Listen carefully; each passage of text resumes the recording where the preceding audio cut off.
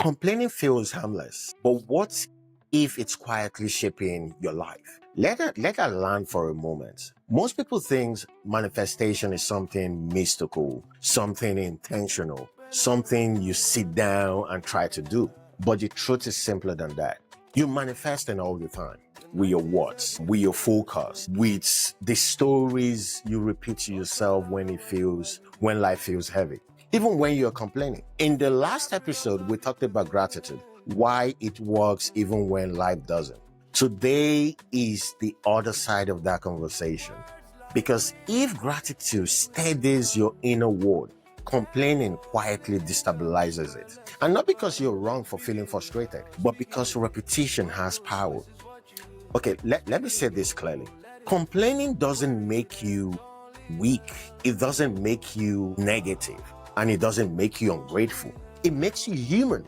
We complain when we are tired. When expectation doesn't match reality, we complain. When life doesn't move the way we hope it would, we complain.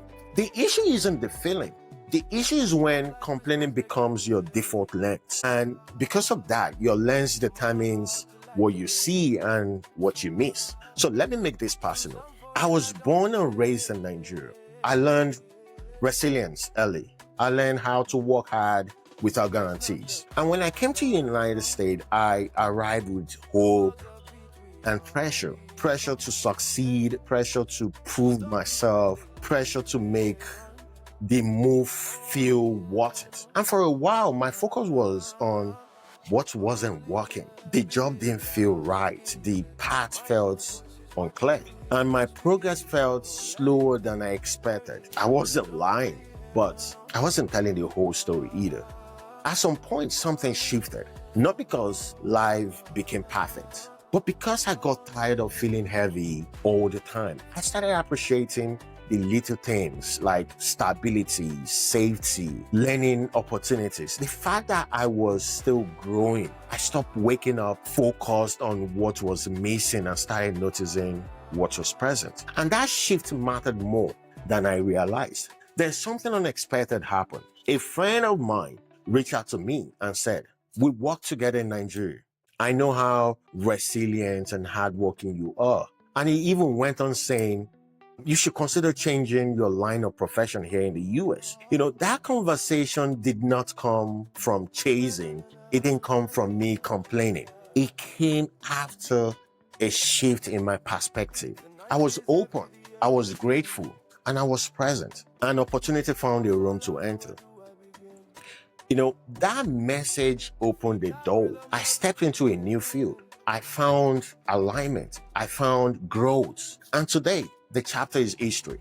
I also found something just as important, which is a mentor. Someone who trained me in the new field, believed in me, guided me, and even helped me grow into the version of myself I hadn't yet imagined. Gratitude didn't erase the struggle. It did not remove effort. What it did was actually change my state. And when your state changes, you hear differently, you respond differently, you notice doors instead of walls. Complaining keeps your nervous system tight, while gratitude softens it. And life responds differently to softness when it does to tension.